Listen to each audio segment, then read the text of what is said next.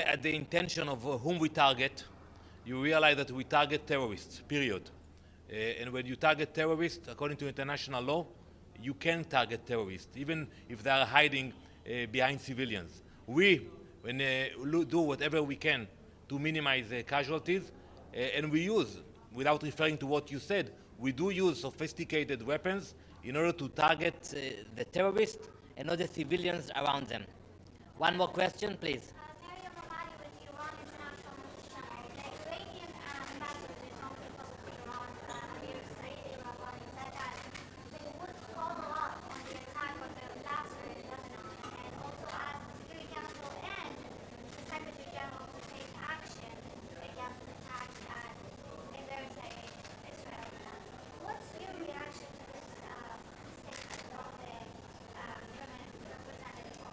Well, I'm looking forward to hear him speaking at the council within an hour or so, and I would be very happy to hear him saying what I'm saying now, that we want to prevent escalation in Lebanon.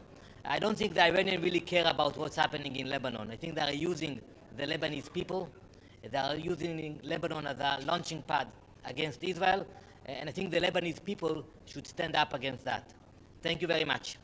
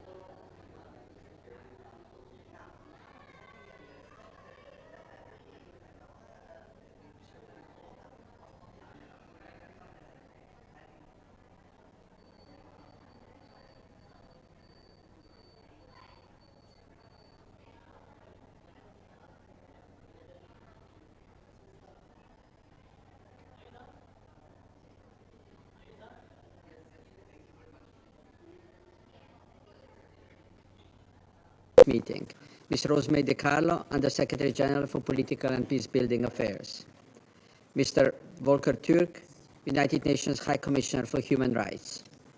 It is so decided.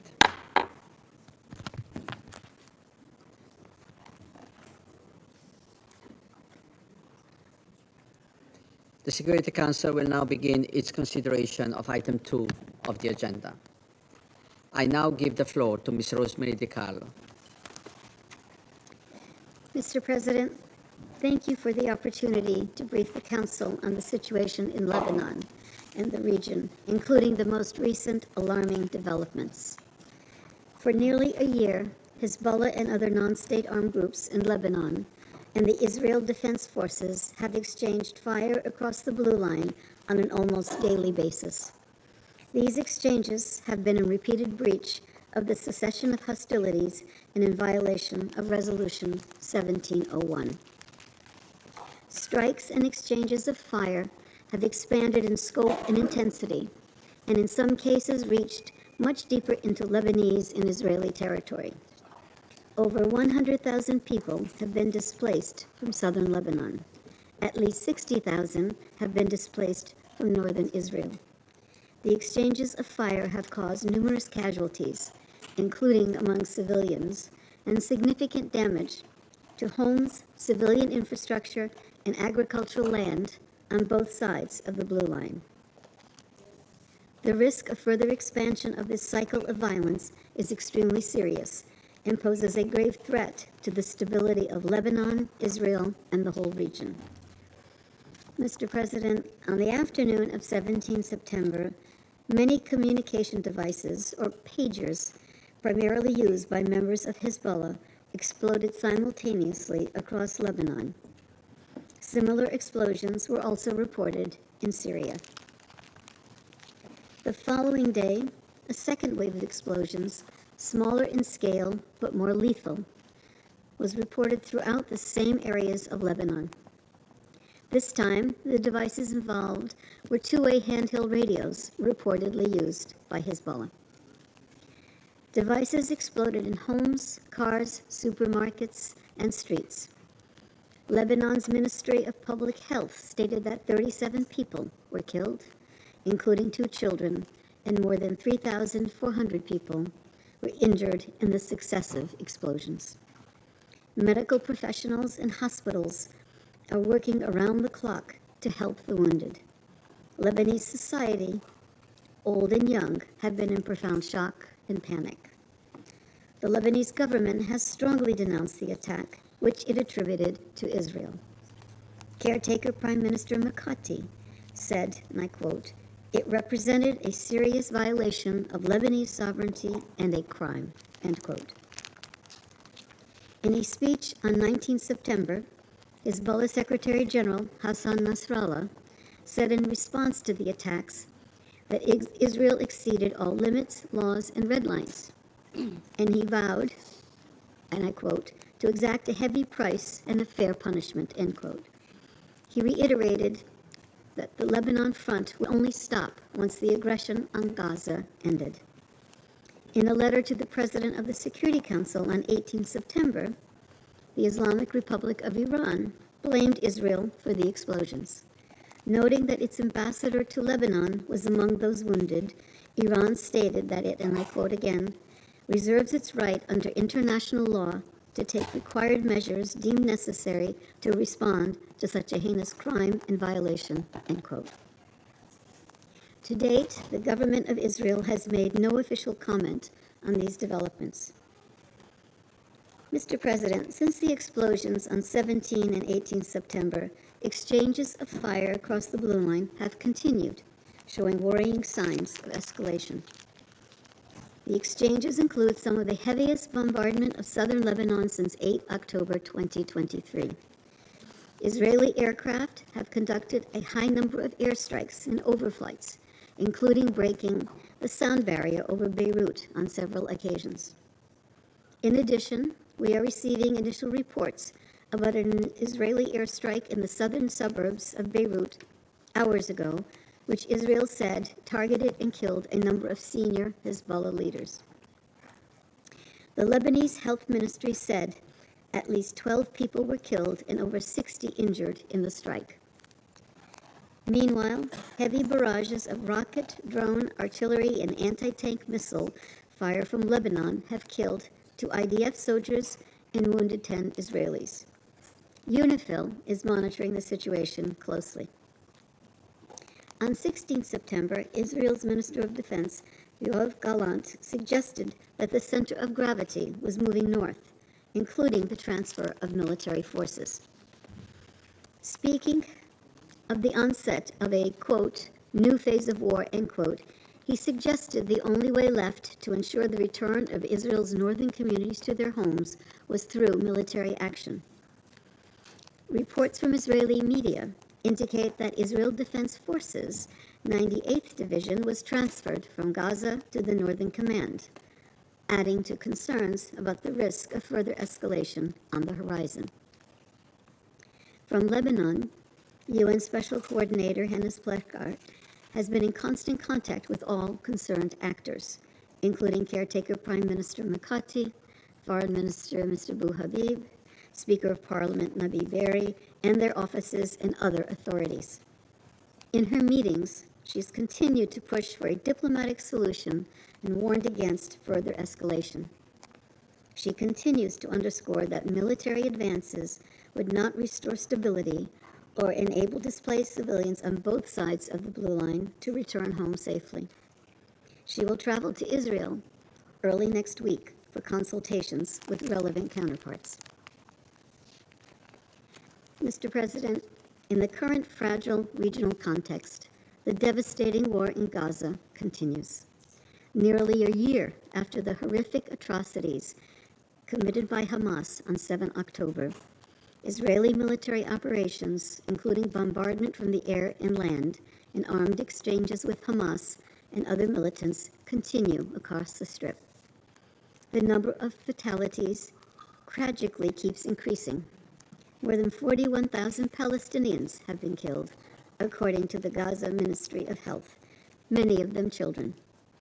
At the same time, the indiscriminate launching of rockets by Hamas and other armed groups toward population centers in Israel also continues. I once again echo the words of the Secretary General. We need an immediate ceasefire, the immediate and unconditional release of all remaining hostages, and a massive scale-up of humanitarian aid to Gaza. The risk to security and stability, not only in Lebanon, but also in the region, could not be clearer or graver. The Secretary General has already expressed his deep alarm over these events. I echo his sentiments and strongly urge all actors to exercise maximum restraint to avert any further escalation. They must abide by their obligations under international law concerning the protection of civilians. I also strongly urge member states with influence over the parties to leverage it now. As we approach a full year of near-daily exchanges of fire across the Blue Line and bloodshed in Gaza, too many lives have been lost, too many people have been displaced, and too many livelihoods have been destroyed. But if things continue as they are, we risk seeing a conflagration that could dwarf even the devastation and suffering witnessed so far. It's not too late to avoid such folly. There is still room for diplomacy, which must be used without delay. The Secretary General continues to urgently call on the parties to recommit to the full implementation of Security Council Resolution 1701 and immediately return to a cessation of hostilities. Thank you, Mr. President. I thank Ms. DiCarlo for her briefing. I now give the floor to Mr. Volker Türk. Thank you, Mr. President, Excellencies. I'm appalled by the breadth and impact of the attacks on 17 and 18 September in Lebanon on civilians, where the explosion of pagers, two-way radios, and other electronic devices have reportedly killed at least 37 people, including 2 children, and injured more than 3,400 people in Lebanon alone, leaving many with permanent disabilities, and healthcare facilities struggling to cope with the magnitude of the impact on people. These attacks represent a new development in warfare, where communication tools become weapons, simultaneously exploding across marketplaces, on street corners, and in homes as daily life unfolds. Authorities have reportedly dismantled unexploded devices in universities, banks, and hospitals. This has unleashed widespread fear, panic, and horror among people in Lebanon, already suffering in an increasingly volatile situation since October 2023 and crumbling under a severe and long-standing economic crisis. This cannot be the new normal. Mr. President, war has rules for each and every party to this and any other armed conflict. Armed force, that is, violence against other human beings, can only be used where necessary to achieve a valid military objective. In doing so, the fundamental distinction between civilian and military targets must be front and center. All feasible precautions must be taken to spare civilians. Attacks must remain proportional to the wider damage they inflict. Persons not exercising a continuous combat function in an armed group can only be targeted when taking a direct part in hostilities. At their core, these rules have the paramount aim of effectively protecting civilians. International human rights law exists to protect the equality and dignity of every human being, even in times of war. Law exists to defend values central to our societies and to our world. Simultaneous targeting of thousands of individuals, whether civilians or members of armed groups, without knowledge as to who was in possession of the targeted devices, their location, and their surroundings at the time of the attack, violates international human rights law and, as applicable, international humanitarian law. It is difficult to conceive how, in these circumstances, such attacks could possibly conform with the key principles of distinction, proportionality, and precautions in attack under international humanitarian law. If the attacker is unable to assess the compliance of the attack with binding rules of international law, notably the likely impact on civilians, then the attack should not be carried out. International humanitarian law prohibits the use of booby-trap devices in the form of apparently harmless portable objects which are specifically designed and constructed to contain explosive material. It is a war crime to commit violence intended to spread terror among civilians. I call again for an independent, thorough, and transparent investigation into the circumstances of these explosions. Those who ordered and carried out these attacks must be held to account. Let me be clear. This method of warfare may be new and unfamiliar, but international humanitarian and human rights law apply regardless and must be upheld. These attacks occurred amidst hostilities between Israel and Hezbollah, which since 8 October last year have caused civilian casualties on both sides. According to the Lebanese Ministry of Health, figures that were released in August, over 500 people have been killed, over 2,400 injured, and according to IOM, over 110,000 displaced in Lebanon. The government of Israel reported 48 people killed in Israel and over 63 people displaced in the context of these hostilities. The last 24 hours have seen intensified cross-border military action in Lebanon and Israel. This tragic situation cannot be seen in isolation. It is bound up with the war in Gaza, the spiraling violence in the West Bank, including East Jerusalem, and Israel's continued occupation of Palestinian territory. The heightened risk of further atrocity crimes remains. As repeatedly stated, the humanitarian situation for 2.2 million Palestinians in Gaza is catastrophic. Over 1,200 people were killed on 7 October in Israel. In Gaza, over 100 hostages are still held by Hamas and other Palestinian armed groups. Over 40,200 Palestinians, mostly women and children, have been killed as a result of the intensive Israeli offensive, and over 95,500 injured in Gaza, according to the Gaza Ministry of Health. I'm outraged by this inconceivable toll of human suffering. For the UN and other humanitarian responders, ongoing hostilities, access constraints, attacks on staff and facilities, and damaged infrastructures, along with the deteriorating security situation, including looting and frequent Israeli-issued evacuation orders, are key factors obstructing the delivery of sufficient life-saving aid across the Gaza Strip. Ending the war in Gaza and averting a full-blown regional conflict is an absolute and urgent priority. I call for an immediate ceasefire and for continuous humanitarian access to be ensured throughout the Strip. I urge the immediate and unconditional release of all hostages held in Gaza. The arbitrary detention by Israel of thousands of Palestinians must end. The wider situation of illegality across the occupied Palestinian territory, deriving from Israel's policies and practices, as so clearly spelled out by the International Court of Justice in its advisory opinion in July, must be comprehensively addressed. Mr. President, disrespect for international law is a matter of international peace and security, the core obligation of this Council, with implications beyond these countries and this region, beyond these countries and this region. States have constructed international human rights and humanitarian law precisely for moments like these, when life, dignity, and our very humanity are at risk.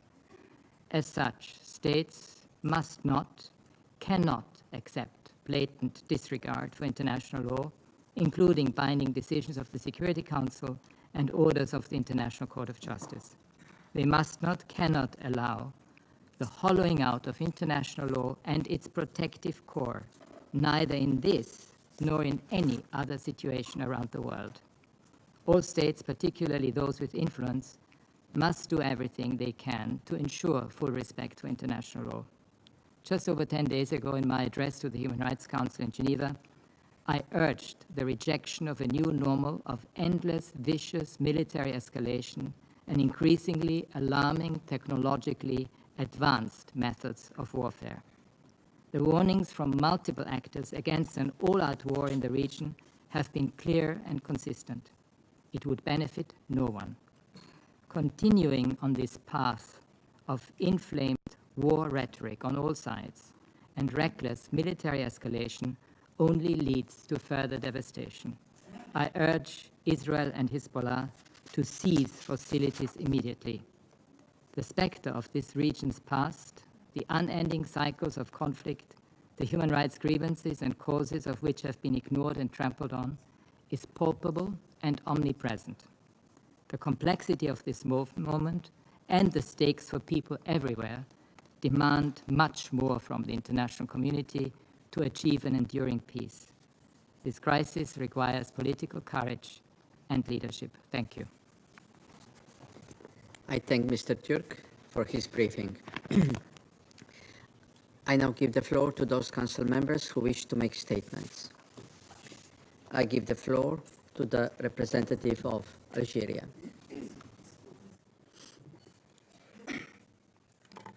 Mr. President, I thank Mrs. Di Carlo and Mr. Turk for their briefing, and I acknowledge and welcome the presence of His Excellency Minister Abdullah Abu Habib among us in this meeting. My country has called for this urgent meeting in light of the alarming escalation in Lebanon on September 17 and 18. These tragic events have resulted in dozens of deaths and thousands of injuries following the remote detonation of small communication devices across the country. The perpetrator is well known. We strongly condemn this Israeli attack. Such actions represent a blatant violation of Lebanon's sovereignty, of the UN Charter, of the international law, and of Resolution 1701 and 2749. Algeria stands in full solidarity with Lebanon during these difficult times, and we extend our deepest condolences to the government and to the resilient people of Lebanon. And we commend the Lebanese authorities for their measured and responsible handling of this grave crisis, preventing further escalation. Mr. President, these acts of aggression amount to war crimes. The deliberate and indiscriminate nature of these Israeli strikes has caused terror among civilians, with densely populated areas being targeted. This dangerous precedent turns civilian devices into bombs, threatening the safety of all and posing a significant threat. This precedent opens a dangerous Pandora box. What will happen if such unfamiliar tactics are replicated by terrorist groups? While the international community calls for de-escalation, Israel pulls the region toward war, expanding hostilities from the Blue Line into the entire Lebanese territory. The Israeli officials have openly threatened to launch a large-scale war in Lebanon. These attacks were followed by official statements, praising the so-called positive result. The airstrike against Beirut this morning are another proof that the Israeli occupying power is not at all interested in peace. So, do Israeli occupying authorities truly seek peace with their neighbors? Are they genuinely committed to implementing Resolution 2735? Are they really committed to a ceasefire in Gaza? Mr. President, the Security Council bears the solemn responsibility to uphold the principle enshrined in the UN Charter. The Security Council must enforce its resolution. Resolution 1701 must be fully implemented without bias, and the Israeli occupier aggressions must cease, and it must withdraw from all occupied Lebanese territories. Only by ending the occupation that we could pave the way for lasting peace and stability in the region. I thank you.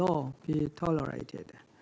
These indiscriminate attacks remotely targeted and seriously injured thousands of individuals without specific knowledge of who possessed the devices, their exact locations, or their surroundings at the time of the attack, at grocery stores, hospitals, and funerals.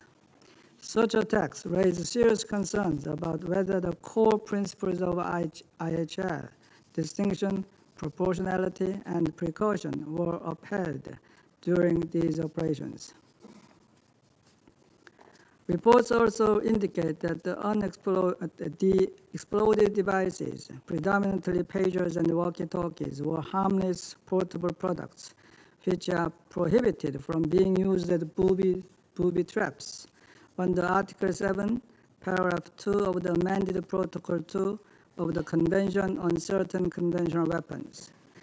This further calls into question the legality of the operations, as highlighted by High Commissioner Turk in his briefing.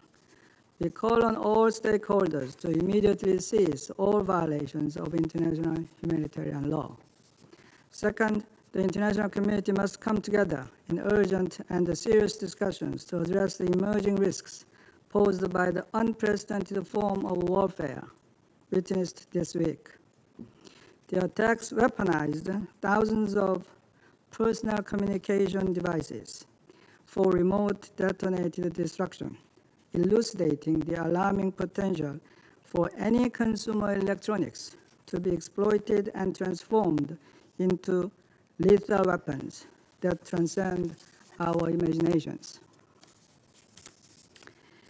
These incidents underscore the urgent need to review whether existing international frameworks are adequately equipped to prevent such abuses. Third, we call on all parties to respect the territorial integrity and the sovereignty of Lebanon and accelerate diplomatic efforts to fully implement Resolution 1701 and pursue a long-term solution for durable peace. While the situation is undoubtedly hazardous, this resolution remains a cornerstone of regional stability and is essential for preventing further deterioration. We urge all parties to return to the fundamentals of the resolution, including a full respect for the blue line and the establishment of an area free of any armed entities other than the Lebanese armed forces.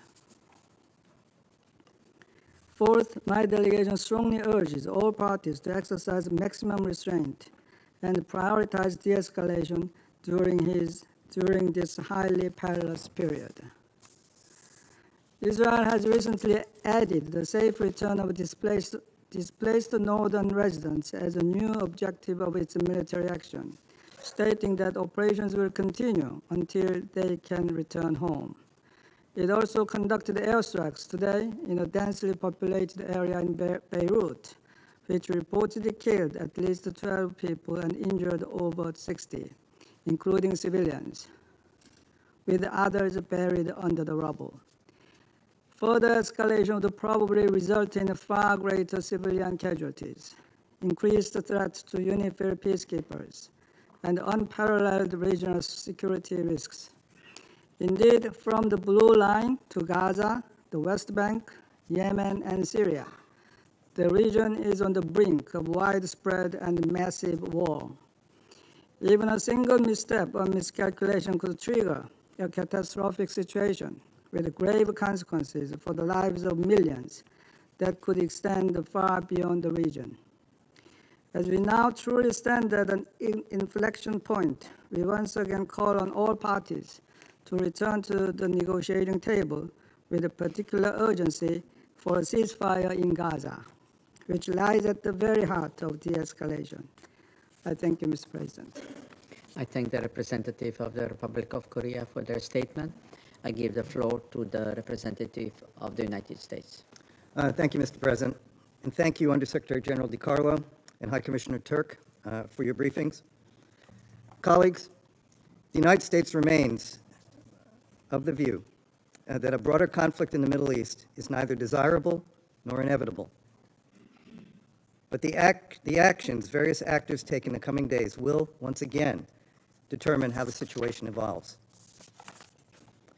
It is imperative that even as facts emerge about the latest incidents, in which, I reiterate, the United States played no role, all parties refrain from any actions which could plunge the region into a devastating war. Security Council cannot ignore the origins of this particular conflict between Israel and Hezbollah. Prior to Hamas's brutal terrorist attack, quiet had largely been maintained along the Blue Line for 18 years, since the adoption of Resolution 1701 in 2006. This stability was shattered on October 7 and 8, when Israel was attacked without provocation by non-state armed groups in Lebanon. And for the past 11 months, the people of Lebanon have suffered the devastating consequences of this conflict, which is not their own. More than 100,000 Lebanese civilians and more than 65,000 Israeli civilians have been displaced. Civilians on both sides of the Blue Line have seen their homes destroyed and their fields and orchards burned. Hezbollah, which receives extensive training, arms, and financing from Iran, took these actions in solidarity with Hamas, not for Lebanon or the Lebanese people. And for the past 11 months, Hezbollah has continued to bombard communities in northern Israel on a near daily basis, again, in support of Hamas and Iran's broader campaign to threaten Israel. Hezbollah's sustained attacks, presence along the Blue Line, and entrenchment in southern Lebanon also put Israeli and Lebanese civilians at risk. Israel has a right to defend itself against Hezbollah's attacks. No member of this council facing a terrorist organization on its border would tolerate daily rocket attacks on its territory and the displacement of tens of thousands of its people. We expect all parties will comply with international humanitarian law and take all reasonable steps to minimize harm to civilians, especially those in densely populated areas. Continued escalation of the violence across the Blue Line will not create the conditions for displaced Israeli and Lebanese civilians to return to their homes in northern Israel and southern Lebanon. Rather, the United States continues to believe a diplomatic resolution is the only way to create the conditions for displaced Lebanese and Israeli civilians to return to their homes with safety and security. And we will continue to pursue this goal. Iran, through its sustained supply of weapons and personnel to Hezbollah, in blatant disregard and defiance of the call for disarmament in Resolutions 1559 and 1701, and in violation of the latter's legally binding arms embargo, appears to have a different agenda. Over many years, the United States has committed substantial resources to humanitarian efforts in Lebanon and supported independent institutions such as the Lebanese Armed Forces and Internal Security Forces. Equally significant, the Security Council has clearly and repeatedly expressed its desire to see the full authority of the Lebanese government extended throughout Lebanon's territory. And it has emphasized its strong support for the aspirations of the Lebanese people to live in peace, free from foreign meddling. Every member of this council has a responsibility to help Lebanon's people avoid further tragedy, to support diplomatic efforts that would help restore calm along the Blue Line, which again would enable civilians in southern Lebanon and northern Israel to return to their homes, and to also press Iran to cease its destabilizing and dangerous use of Hezbollah to undermine regional security in a way that puts the Lebanese people in danger. This is the path toward greater regional stability, and the United States will continue to do everything possible to support de-escalation and an enduring diplomatic solution. Thank you, Mr. President. I thank the representative of the United States for their statement. I give the floor to the representative of China. President, 我感谢 I thank 阿尔及利亚 Algeria 要求召 for 开此次会 requesting 议， this meeting 欢迎黎 and 巴嫩 welcome 外 the 长哈比卜 presence of 参加会 Lebanese 议。 Foreign Minister Mr. Abdallah 我认真 Habib. 听取了迪卡 I 洛副 listened 秘书长 carefully to the 和土尔 briefings 克 by 人权高端的 USG 通报。 Di Carlo and High Commissioner 中方 Volker 对黎巴 Turk. 嫩境内数千台巡 Thousands 呼 of 机、 communications 对讲 devices 机 in Lebanon, 等通讯 including 设备 pages and 被 two-way 远 radios, 程操控 were， 同时 detonated 发生爆 remotely 炸， and 造成 simultaneously. 数 The 千民众 explosions 伤亡， caused 伤 thousands 感 of civilian casualties. 深表关 China 切。 hereby registers profound shock 在 and 街头 great 玩耍的孩 concern 子 over 失去 this 眼睛， development. Children playing in the 在 street 超市 lost 购 their 物的母 eyes. 亲手脚 Mothers 致残， shopping in supermarkets had 在 their 上班 limbs 途中的医 maimed. 生身负重 Doctors 伤。on their way to work were critically 这种 injured. 惨状让 These 人 and other 不忍想象。 harrowing scenes are distressing beyond 通过 imagination. 远程操控通讯 Remotely 工具 detonating 发 communications 动无 devices 差别 in 袭击， indiscriminate 造 attacks, 成大规 causing 模 mass 平民伤亡， civilian 制 casualties 造社会恐 and 慌。 panic in society 这样的事情在历史上 are 闻所未闻。 heard of in history.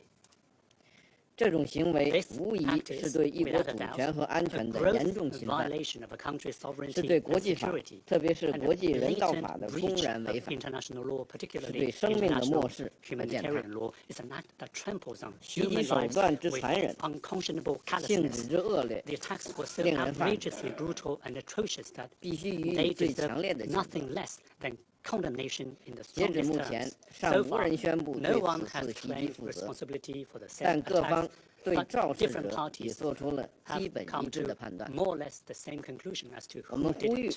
对事件 We 进 call 行 for a 全面及 prompt, 时的调 full 查， investigation to 追究 hold 策 the 划者和实施 orchestrators 者的责任 and。implementers to account.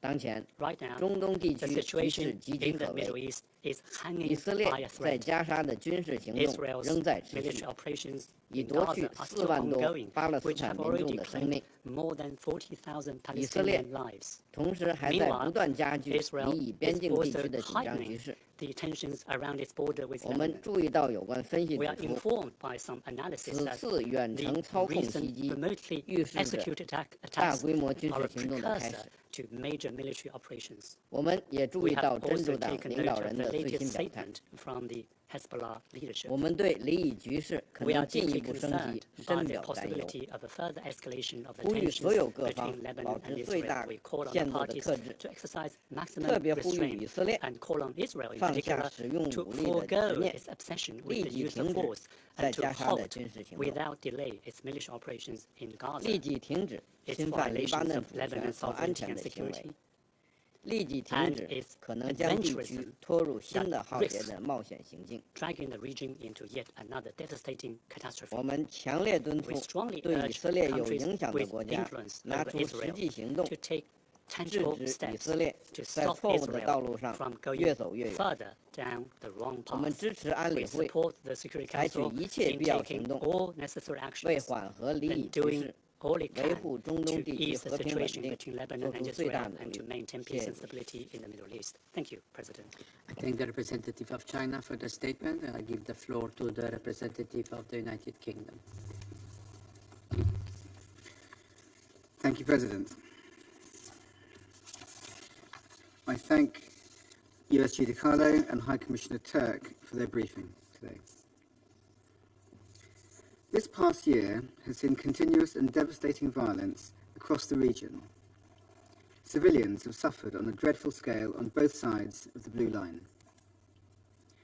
The explosions in Lebanon this week and Israel's strike in southern Beirut today are the latest in a deadly cycle of violence, and we are deeply concerned by civilian casualties resulting from those incidents. That children were among them is particularly distressing. Our condolences go to the families of the civilians killed. My Foreign Secretary made our view clear last night. We need an immediate ceasefire on both sides. We are working in lockstep with our allies to de-escalate tensions and end this destructive cycle. We want to see the implementation of a political plan based on UN Security Council Resolution 1701, which allows both Israeli and Lebanese civilians to return to their homes and live in peace and security. We are ready to play our role in a diplomatic process to achieve that. President, let us be clear. Hezbollah launched an unprovoked attack on Israel on 8 October 2023. Since then, Israel has faced a near-daily barrage of Hezbollah rockets. We are resolute in our support for Israel's right to defend its citizens against such threats. However, in doing so, international humanitarian law must be fully respected, and all possible steps taken to avoid civilian casualties. Lebanese Hezbollah's aggression has been fueled by Iran and its continued destabilization of the Middle East, including through its support to partners and proxies. Iran supplies advanced weaponry in contravention of multiple Security Council resolutions, only prolonging the suffering of the Lebanese people. While Hezbollah and Iran continue to undermine Lebanon's future, the UK is providing practical support to bolster its stability and security. This includes funding and training to both the Lebanese armed forces and internal security forces, as well as humanitarian assistance to vulnerable communities, including in the south of Lebanon. President, now is the time for calm heads and an urgent focus on an immediate ceasefire to create the space for negotiations. I thank you. I thank the representative of the United Kingdom for their statement. I give the floor to the representative of France. Monsieur le Président, Mr. President, je remercie Madame Di Carlo et M. Turk pour leurs interventions et je tiens à saluer la présence parmi nous du ministre des Affaires étrangères du Liban. La France exprime son inquiétude à la suite des explosions d'appareils de following the télécommunications le explosions 17 of et 18 telecommunications septembre devices au on the Liban. 17th and the En 18th effet, of September in le risque Lebanon. d'une guerre The ouverte risk of et aux open conséquences war potentiellement with dramatiques potentially tragic s'accroît consequences chaque jour.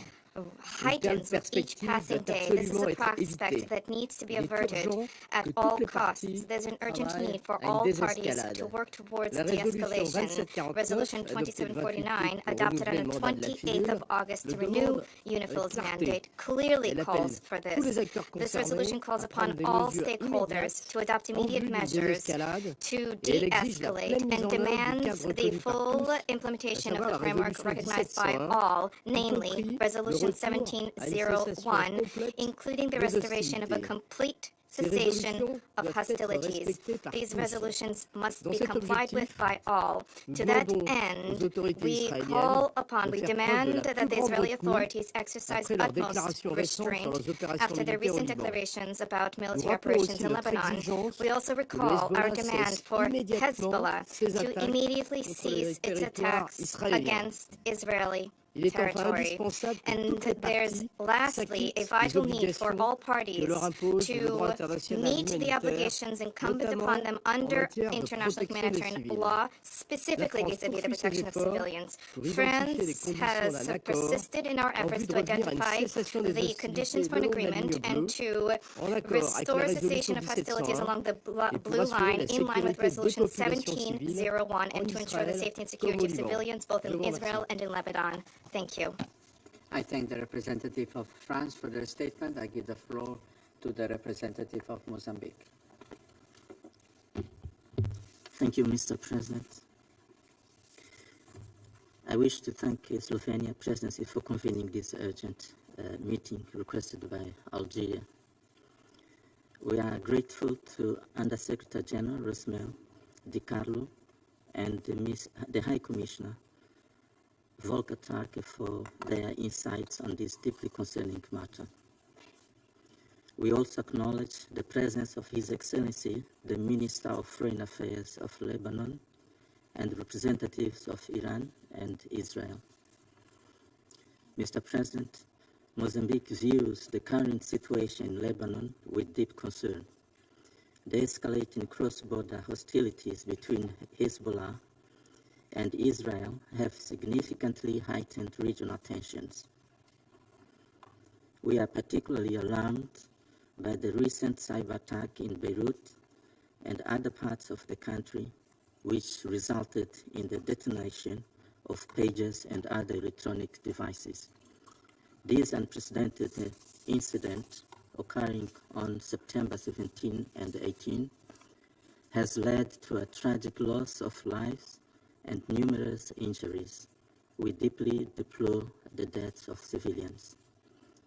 The targeting of populated areas, including homes, vehicles, commercial establishments, and public spaces, is a clear violation of international humanitarian law. Mozambique strongly condemns these attacks, which have resulted in at least 12 civilian fatalities and left thousands wounded. We note with grave concern that many of the casualties were not combatants but civilians, members of the Lebanon's Shia community engaged in non-military activities. The weaponization of civilian subjects is strictly prohibited under international law. The incident highlights the evolving nature of modern warfare, where cyber capabilities can be employed to inflict physical harm. The sophistication and audacity of this operation mark a dangerous escalation in the ongoing conflict between Israel and Hezbollah. We are deeply troubled by the potential ramifications of this attack, which may herald a new phase of conflict in Lebanon and the broader Middle East region. The unprecedented nature of this incident raised serious concerns about the future stability of the area. We strongly condemn these attacks as they bring a notable escalation in the region after months of mostly low-intensity conflict between the two contenders. Mozambique calls upon all parties to immediately cease all military and subversive activities. We also strongly emphasize the critical need for de-escalation to prevent further instability and the retaliatory actions. We urge all parties involved to strictly adhere to international law and Security Council resolutions. It is imperative to ensure the protection of civilians and the maintenance of peace and security in the region. In conclusion, Mr. President, Mozambique reiterates its commitment to the principles of the United Nations Charter and stands ready to support all efforts towards peaceful resolution of conflicts and the protection of civilian lives. I thank you, Mr. President. I thank the representative of Mozambique for their statement. I give the floor to the representative of Guyana. Thank you, Mr. President, and I thank Algeria for requesting this urgent meeting. I also thank USG DiCarlo and High Commissioner Turk for the updates provided, and welcome the participation of His Excellency Mr. Abdullah Bou Habib, Minister for Foreign Affairs and Immigrants of Lebanon, in today's meeting. I also acknowledge the participation of the permanent representatives of Israel, Iran, and Syria in our meeting. Mr. President, Guyana is alarmed by the reports of well-coordinated, widespread lethal attacks earlier this week across Lebanon and Syria, where pagers and other communication devices were transformed into deadly weapons. These attacks were apparently aimed at specific targets, but ultimately were indiscriminate in their effect, as many of the detonations occurred in crowded areas. The result, according to the Minister of Health of Lebanon, is that 37 persons have died, including 2 children, and more than 3,000 injured. We are also deeply concerned about the strike carried out this morning by Israel in a densely populated area in Beirut, which also resulted in the deaths of at least 14 persons and injury to more than 50. Any attack causing harm to civilians must be thoroughly investigated to establish the circumstances, attribute responsibility for the harm caused, and hold to account the perpetrators. The ongoing and intensifying attacks on Lebanon's sovereignty and territorial integrity will only serve to escalate the already tense situation in Lebanon and further heighten the risk of widening the violence in the Middle East region. Mr. President, the situation in the Middle East has become untenable. Too many parties are poised for war. We have heard on many occasions of the diplomatic efforts underway and the need for the Council to support these efforts. We commend those efforts and believe they are operating in good faith. However, given the time that has elapsed since Resolution 2735, without a deal for a ceasefire in Gaza, and the increasing horrific events that continue to occur, we do not believe that all parties in this conflict are operating in good faith. The plain and simple truth is that there is a common thread running across the region in the chaos and destruction that has upended the lives of civilians. There is one party that has chosen over and over again to take escalatory action at every opportunity, to abandon diplomatic negotiations while breaching the rule of international law and humanitarian law. Mr. President, Guyana again calls on countries of the region to fully comply with their international obligations and to uphold the principle of respect for sovereignty and territorial integrity.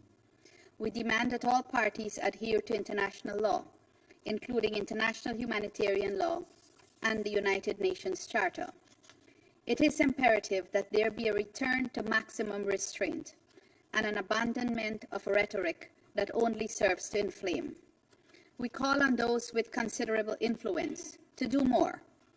They can and must exert maximum pressure to direct us away from this path that can lead to unimaginable agony in Lebanon and the wider region.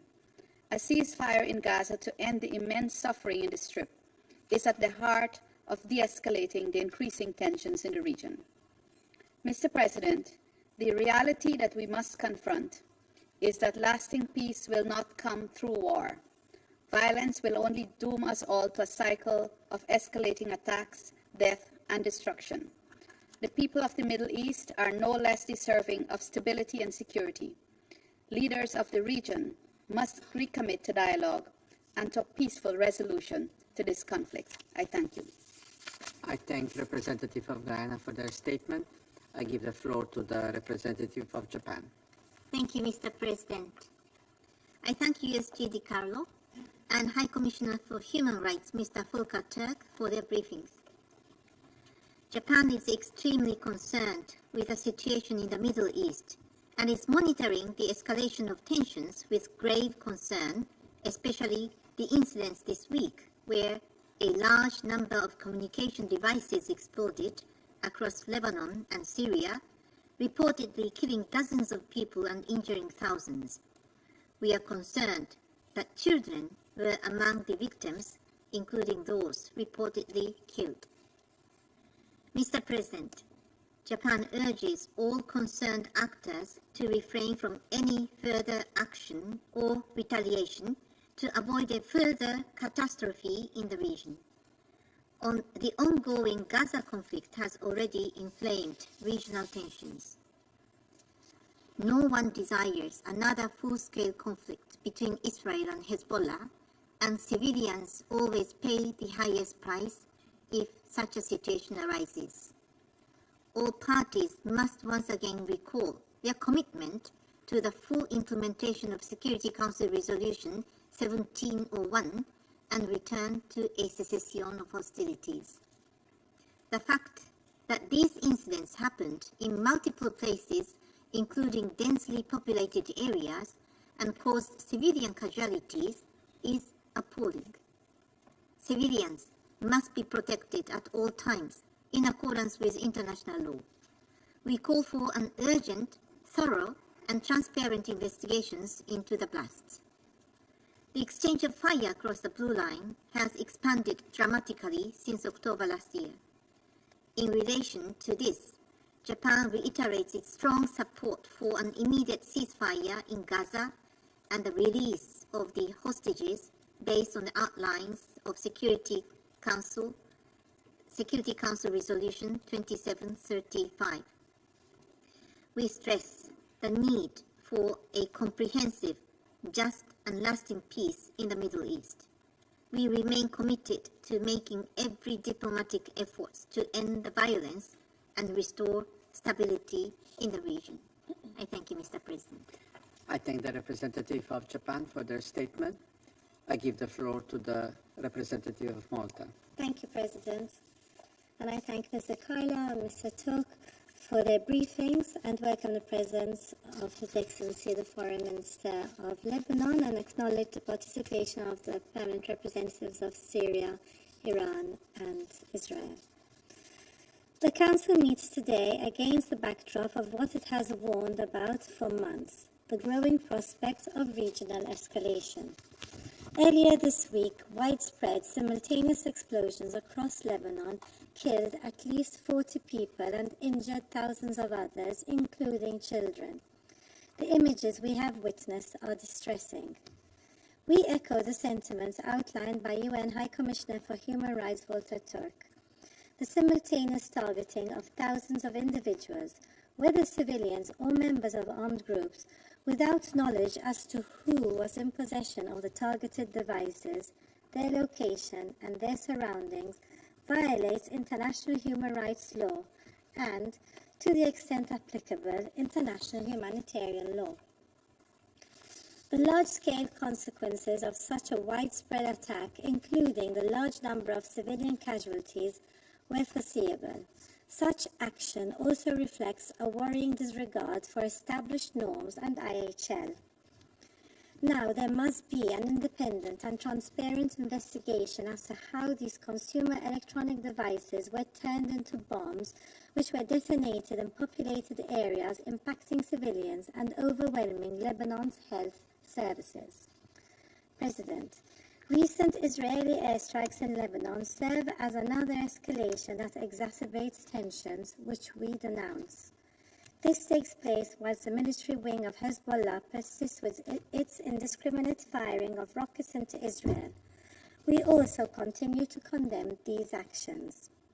The lasting psychological impact of this violence on the local population on both sides of the Blue Line must not be underestimated. The people of the region cannot afford another war. We must do everything in our power to prevent further conflict. The protection of civilians is paramount. The devastating impact of the war in Gaza on the situation across the Blue Line and the risk of it spiraling into a wider conflict is greater than ever before. What should come next is clear. This Council must focus on prioritizing de-escalation and restraint across the region. This behavior must also be implemented by the relevant actors whose aggressive rhetoric and apparent inclination to further escalation only begets further hostilities. This Council must act in a decisive manner to ensure the full implementation of Security Council Resolutions 2712, 2720 and 2735. A ceasefire agreement must be reached without further delay. We call on all member states in the region and those with influence over the parties to redouble their efforts to this end. The fate of the region depends on it. For Lebanon, a political and diplomatic solution remains essential to de-escalate the situation and ensure long-term stability. The parties must immediately return to a cessation of hostilities and to recommit to the full implementation of Resolution 1701. A dramatic escalation in Lebanon only moves us further from this goal. In conclusion, President, the region is on the precipice of an all-out war. Cool heads must prevail. Peace must prevail. The only way this can be achieved is for all parties to exercise restraint, to de-escalate, and pursue peaceful solutions to all disputes. Thank you. I thank the representative of Malta for their statement. I give the floor to the representative of Ecuador. Gracias. Thank you, Mr. President. I wish to begin by thanking Algeria for convening this meeting.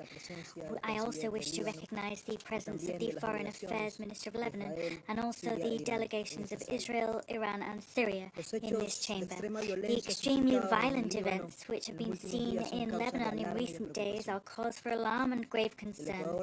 Ecuador is grateful for and takes note of the information provided by Under Secretary General Rosmé Di Carlo and by the High Commissioner Commissioner for Human Rights, Mr. Volker Turk. The explosion of communication devices in Lebanon has caused tens of deaths and wounded hundreds and has plunged the civilian population into fear. International humanitarian law must be respected by all parties. The protection of civilians is a responsibility of the entire international community and one which cannot be shirked. With this in mind, we condemn bombardments, the launching of missiles and armed drones, as well as the indiscriminate use of explosives planted in communication devices in populated areas. These acts are a flagrant violation of international law, international humanitarian law, and international human rights law. These acts must be the subject of an independent investigation to determine who was responsible. It is pertinent here to recall Resolution 1701, considered under another agenda item, because it demands a definitive cessation of hostilities in the Blue Line sector. Ecuador echoes the appeal of the Secretary General for all parties to exercise utmost restraint in order to avoid an escalation of tensions in the region. The spiral of violence unleashed could have unpredictable consequences, whose ramifications would, as always, primarily be felt by the civilian population. Thank you. I thank the representative of Ecuador for their statement. I give the floor to the representative of Russian Federation. Господин председатель, Mr. President, поддерживаем инициативу we support Algiers' initiative to convene today's meeting in connection with the latest dangerous wave of escalation in the Middle East region. We closely studied the concerns of both Lebanon and Iran, which were set out in correspondence that had been circulated yesterday. We listened to the reports and the briefings of the Deputy Undersecretary General and Mr. Turk about the situation in Lebanon with concern. We welcome the participation in today's meeting of the Minister for Foreign Affairs of Lebanon. Mr. President, unfortunately, the devastating bombardment, airstrikes, and brutal ground cleansings have for nearly a year become a grim daily reality for the Middle East. Despite the protests of the international community, the abhorrent practice of targeted liquidations is expanding. It would seem that in this cauldron of violence, there is no longer any act which we all would not condemn. We do not condemn time and time again in this chamber. However, what transpired in Lebanon and Syria over the past week brings the escalation in Lebanon and Syria into a new high technology dimension, and this is a very dangerous turn. As a result of the appalling provocations with the spate of detonations of two-way handheld communications devices in recent days, 37 people died, including 2 children. More than 4,000 were wounded. Those who carried out this barbaric crime spared nobody. The detonations occurred in hospitals, in markets, on the streets, in stores, and in pharmacies. It is clear that this is a coordinated, remotely guided operation for which no one has assumed responsibility. However, in the region, facts have been analyzed, dots have been connected, and the relevant conclusions have been drawn. We regard what happened as a terrorist act which poses a threat to international peace and security with unpredictable consequences for the entire Middle East. We emphatically condemn this unprecedented attack on the friendly Lebanon and its citizens, which is an egregious violation of its sovereignty and a major challenge to international law.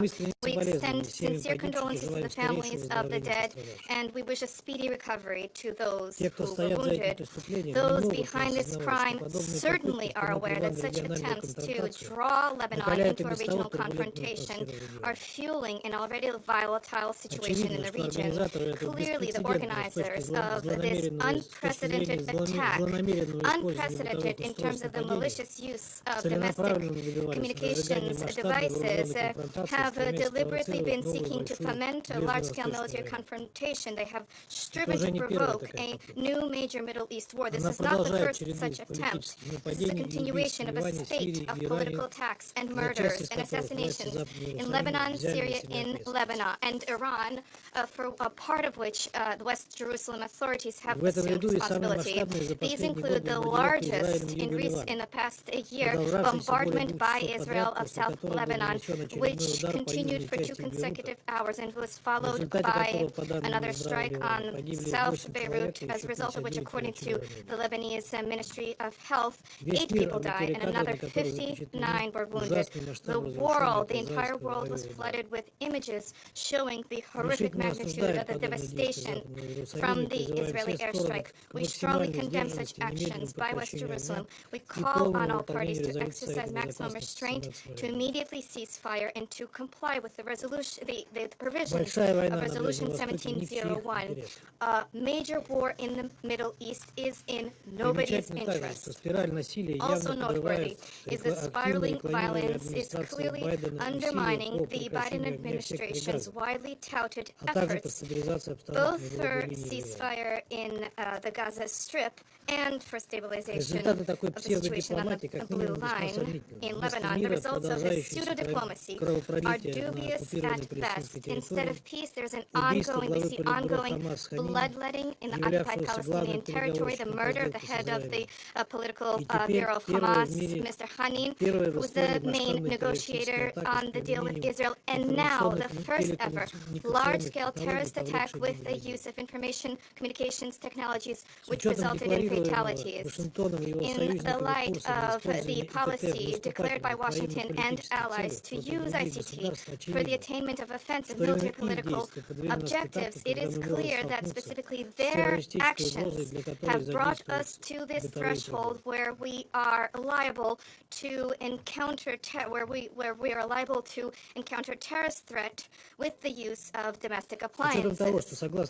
Given that according to incoming reports, we're talking about remote manipulation of electronic devices.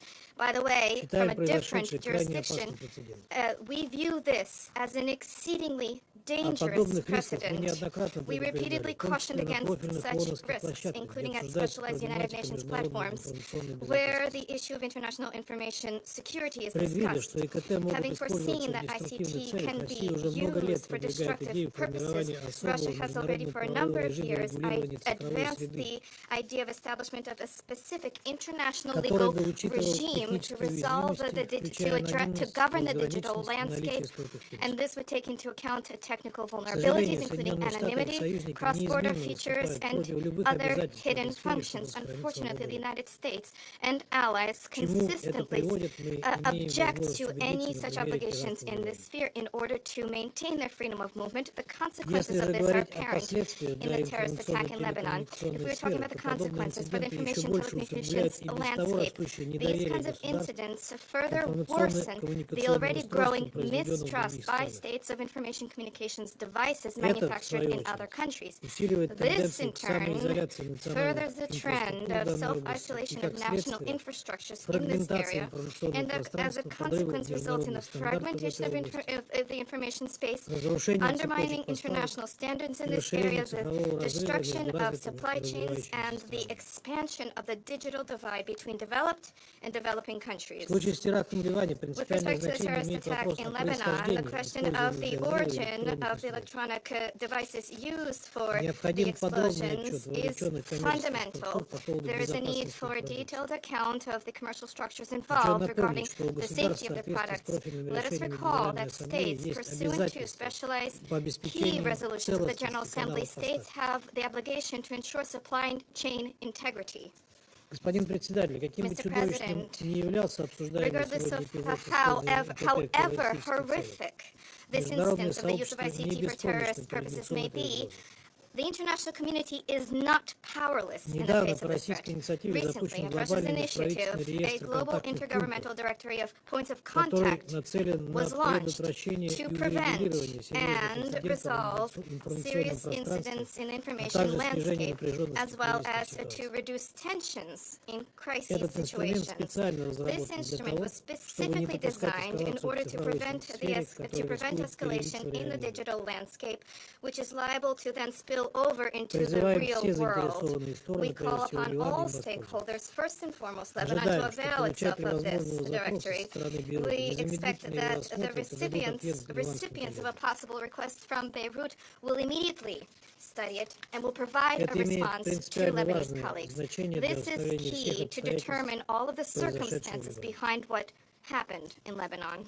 Mr. President, it is clear to all that the key to resolving the current and to the key to reversing the current unprecedented escalation in the Middle East lies in ending the bloodletting in the Gaza Strip, where the number of dead has now exceeded 42,000 people. The only resolution is a prompt establishment of a ceasefire, exchange of hostages and prisoners, and the organization of unimpeded humanitarian access to the Strip. This is the only way to relaunch the process of peaceful resolution to the Palestinian question on an international legal basis, at the heart of which lies the principle of 2 states for 2 peoples, which we steadfastly support. For our part, we stand ready to cooperate with all who share these objectives. Thank you.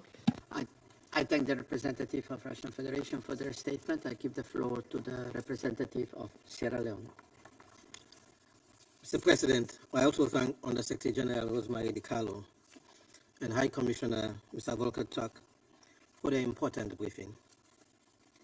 We acknowledge the presence of the Minister of Foreign Affairs and Immigrant of Lebanon and the representative of Iran, Syria, concern over the significant deterioration of the security situation in Lebanon and North Israel. Instability and violence have increased across Lebanon over these past 3 days, after a series of explosions of communication devices meant to be in the possession of members of Hezbollah. It has been reported that at least 37 people have been killed, with at least 2,931 people suffering injuries, and some of whom are in intensive care. Similar communication devices attack occurred in Syria, resulting in deaths and injuries.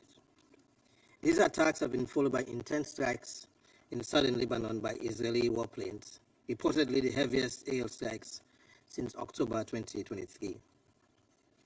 We further note reports of Hezbollah's retaliatory missile and drone strikes in northern Israel on Thursday, killing 2 soldiers and injuring 9.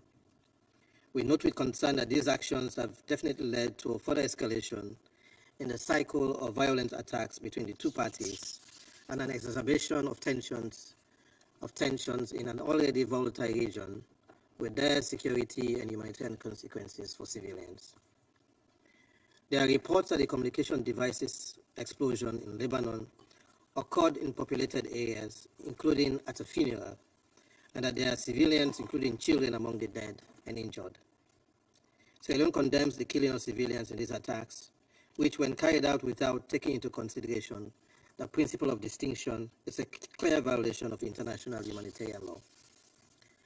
As we join the UN Secretary General urging the parties to exercise restraint, we remind the conflicting parties and those that enable them with complicity to comply with their obligations under international law to protect civilian and civilian infrastructure.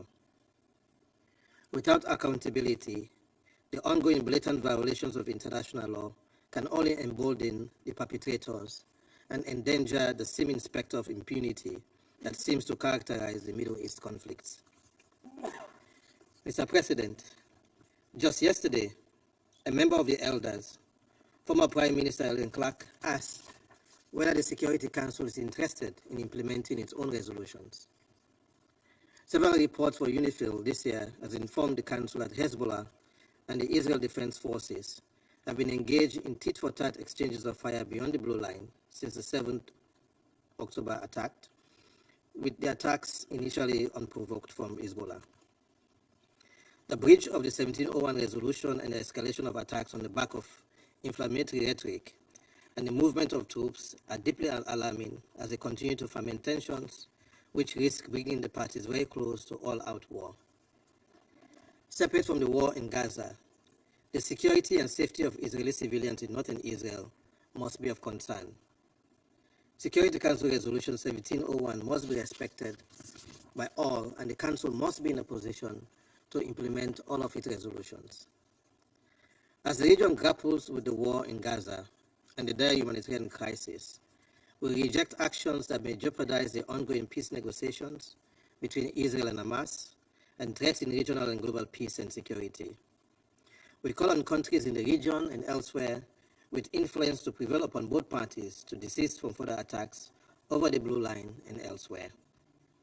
The impact of a full-blown conflict on the Lebanese people and economy would be completely devastating.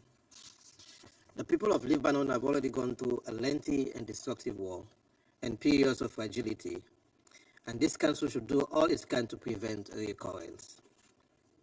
As Lebanon seeks to stabilize its economy, we note efforts taken to pass the budget earlier this year, and we urge lawmakers to undertake governance and macroeconomic reforms needed to improve state authority and resource mobilization.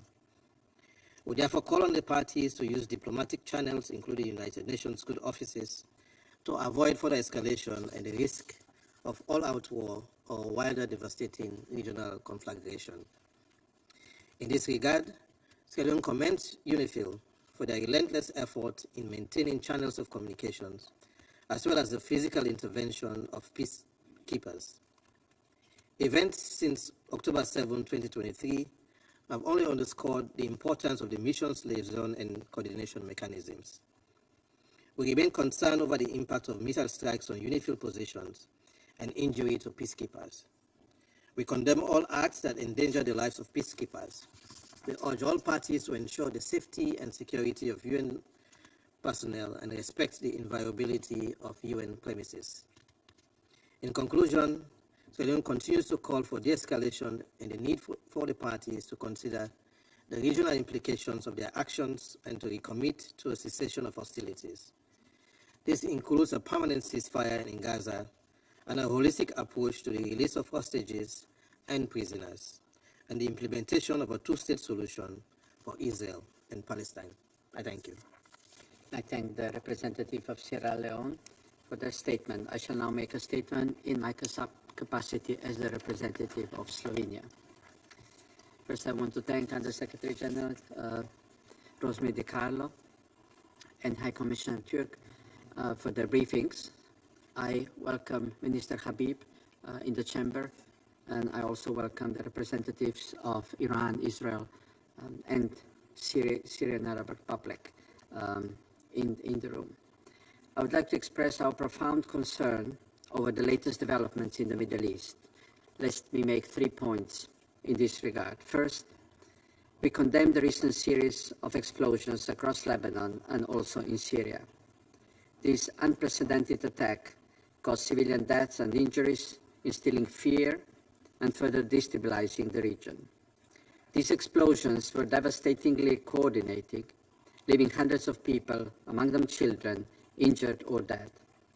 It has created a climate of terror.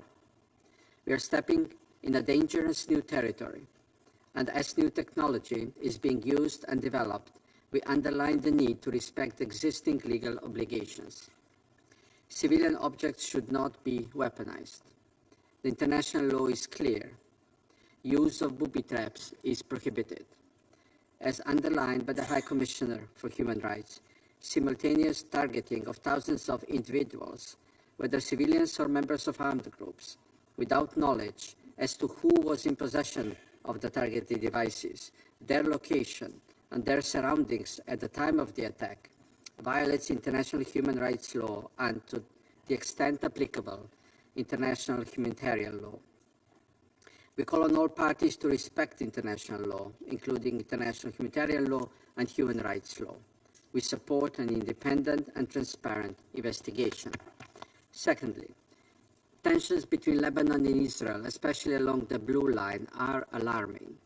This includes heavy exchanges in recent days, as well as today's strike in Beirut and the subsequent retaliation. We deplore the loss of civilian lives. We once again call for restoration of cessation of hostilities and full implementation of the Resolution 1701. We are appalled by the heavy impact on civilian infrastructure and civilians, many of whom have been displaced. It was violence that drove them from their homes in the first place.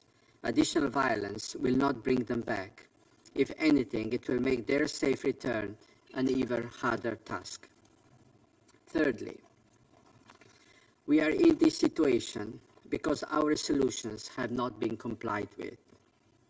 We call on conclusion of agreement on ceasefire and the release of hostages. We continue to call for maximum restraint by all actors in the region. The cycle of violence is increasing speed, and it risks escalating into a wider conflict.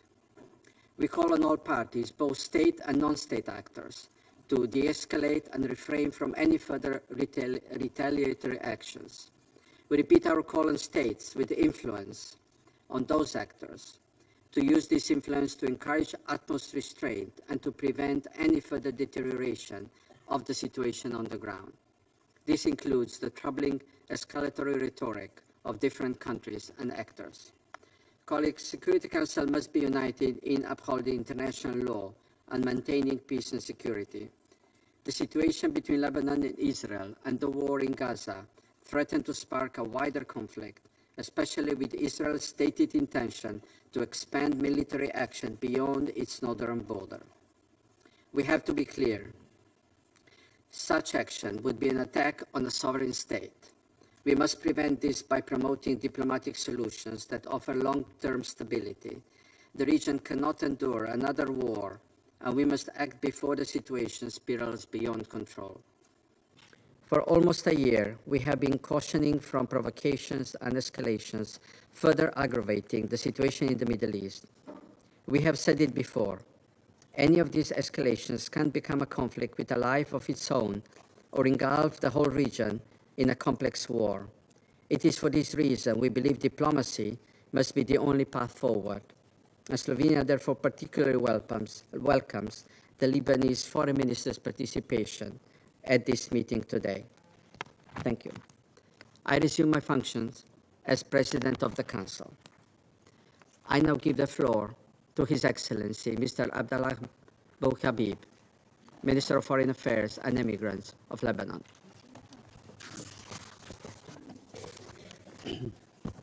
Thank you, Mr. Chairman. Thank you, President.